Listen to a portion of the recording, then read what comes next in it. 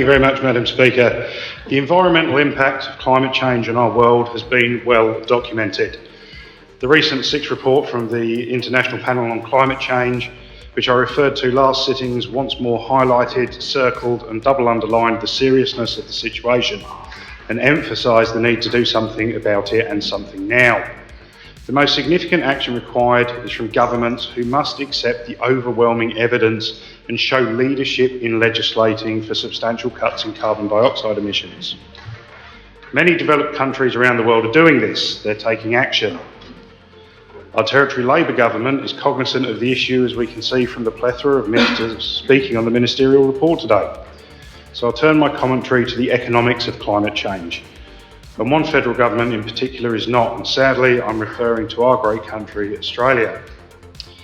As I said, the environmental impact of climate change is well known, but we must remember that it isn't natural. Climate change wasn't a terrible, unforeseeable accident. It didn't just happen, we did it. Human activity has caused and is still causing damage to the environment, and the aspect of human activity which has been most devastating to our planet is economic activity. The production of food, together with a myriad of non-edible consumer products, all the stuff we need to live our comfortable lives, our homes and all the things inside them, our clothes, cars, and I could go on.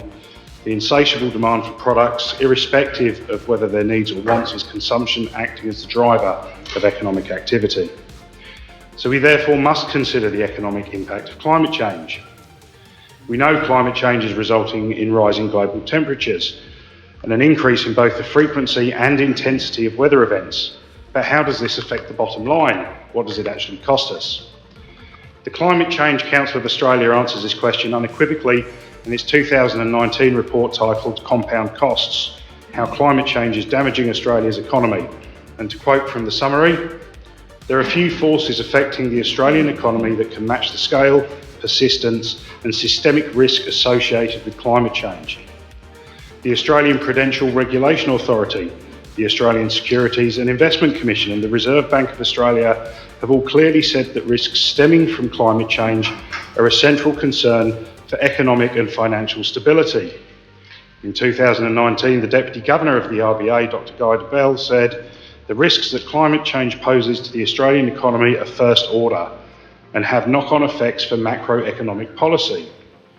So, how does climate change impact the economy?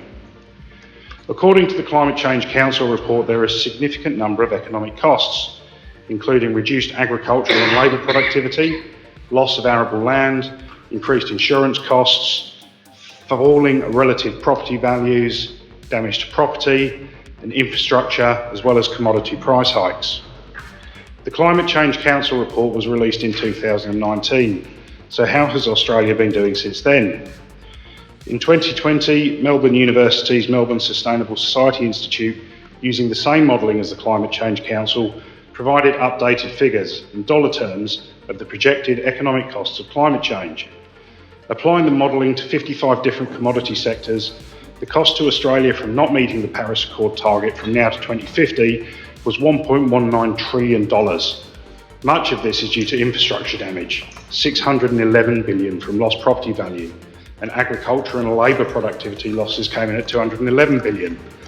Losses in biodiversity and human health also add considerably to the total $368 billion. $1.19 trillion, and that's a lot of money by anybody's standards. Greenhouse gas emissions were down a little in the past year, having grown steadily over the previous 6.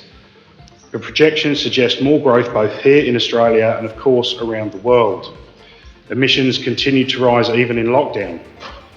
Following the release of its United in Science report, the World Meteorological Organization summarised their findings in a tweet, saying climate change hasn't stopped for COVID-19. Indicators and impacts are increasing. Carbon dioxide concentrations are at record levels and the decline in emissions looks to be temporary. We need to grow back better. The OECD has just released its latest report on Australia, the first since 2018, back when global pandemics were only seen in dystopian science fiction films. The report has a few good things to say about Australia's current economic performance. However, it's only a few. Most of the report is less complimentary. And before I zero in on the specific and damning OECD comments, on the Federal Australian Government's response to climate change, allow me to briefly summarise the other remarks included in the report. And there's plenty here to A, make those opposites friends in the Federal Government feel uncomfortable, and B, make the Australian public feel dissatisfied with the climate sceptics that riddle the party of those opposites' performance. Since 2013, Australia's productivity growth has slowed compared with other OECD nations. Unemployment benefits remain very low compared to OECD standards, and the report says that minimum income support remains well below the relative poverty line. Australia's GST has a lower rate and many more exemptions than most of the OECD, which the report recommends be changed. So let's return to the issue of climate change and Australia's lack of performance in combating it. Noting that despite the fact Australia is uniquely placed to benefit economically from global decarbonisation due to a large and windy landmass, high solar radiation and plentiful ocean access, there has been a trend decline in environmental innovation, and stronger incentives for innovation and adoption of new low-emission technologies are what is needed. I'll say that again, a trend decline in environmental innovation. So we need stronger incentives. The OECD report confirms what many of us already know. The government is talking the talk on climate change action, but they're not walking the walk. The technology, not taxes marketing slogan still isn't achieving anything. The list of world-changing Australian innovations is a very long list, but when it comes to the environment, we aren't producing. We're falling behind and barely in the game. Why?